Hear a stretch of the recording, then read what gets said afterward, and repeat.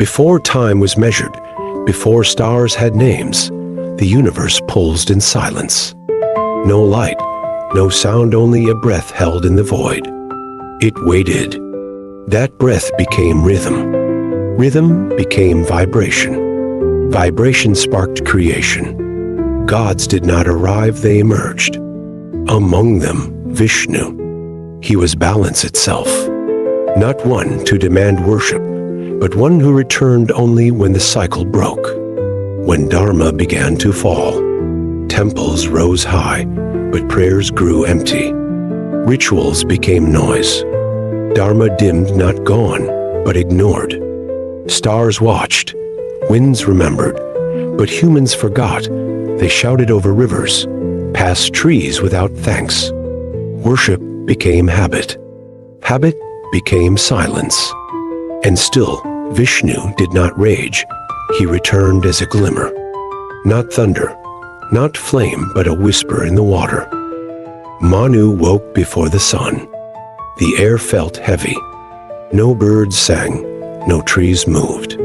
He walked to the river, not to pray, but to listen. The water was cold still. Then it shifted, not from current, but from purpose. A small glowing fish appeared. It didn't speak in words, but in presence. Its eyes met his. "Protect me," it said. Manu didn't move. He didn't doubt. He lifted the fish with quiet hands. That night, he dreamed of stars drowning and something beneath the waves whispering his name. He placed the fish in a pot. By morning, it outgrew it. He moved it to a pond, then a lake, then the sea. Still, it grew. Wherever it swam, light followed. Trees bloomed early. Birds circled overhead. Villagers whispered.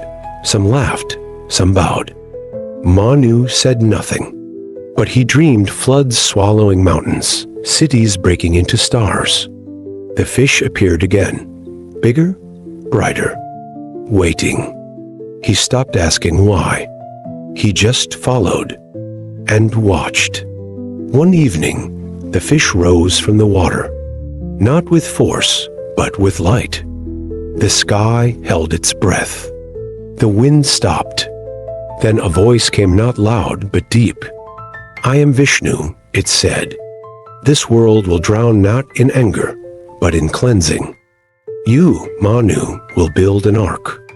You will carry sages. You will protect life." Manu's heart raced. "Why me?" he asked. The voice answered, "Because you still listen." It gave no command, only purpose. And Manu, without fully knowing why, said yes. Manu began building. He cut wood. He shaped the hull. He worked with silence. Then, one by one, sages arrived, 7 in total.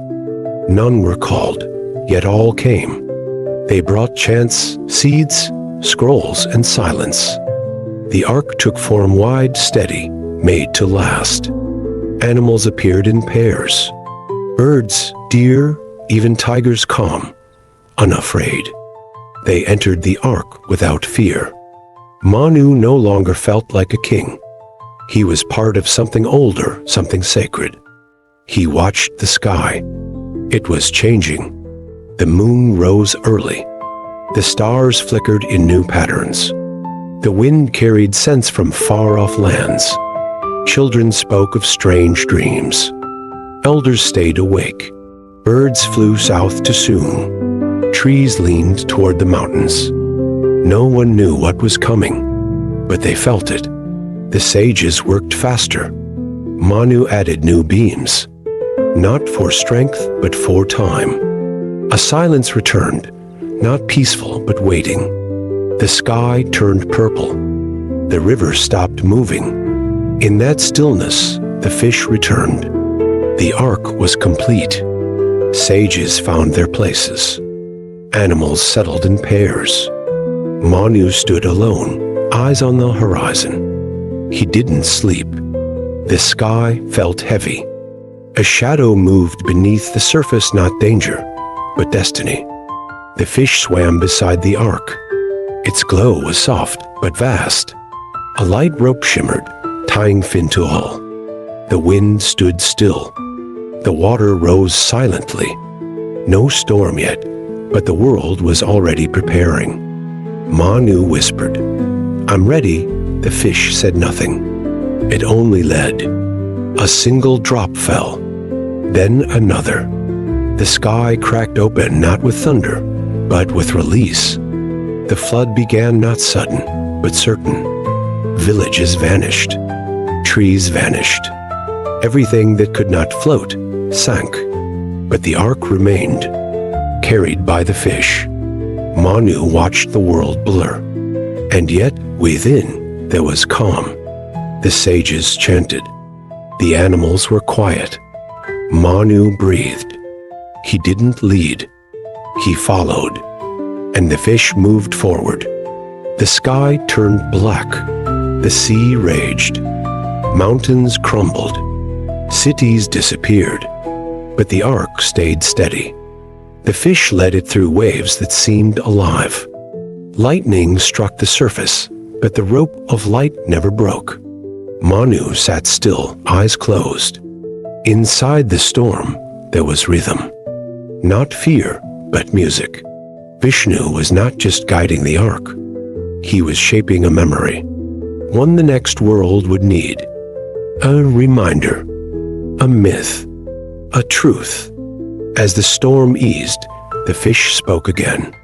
It told of cycles of ages that rise and fall, of humans who remember, then forget.